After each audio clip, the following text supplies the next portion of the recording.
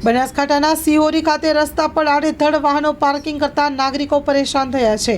કાંકરેજ તાલુકાના મુખ્ય મથક સિહોરી ખાતે આવેલ સરકારી કચેરીઓ તરફ જતા રસ્તા પર આડેધડ વાહનો પાર્કિંગ કરતા નાગરિક અન્ન પુરવઠાની ગાડીઓને પારાવાર મુશ્કેલીનો સામનો કરવો પડે છે।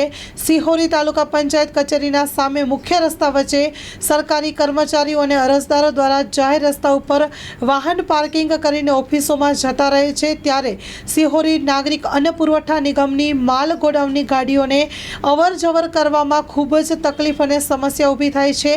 હવે સિહોરી પોલીસ દ્વારા આવા આડેધડ વાહન પાર્કિંગ કરનારા સામે કડક કાર્યવાહી કરવાની માંગ ઉઠી છે।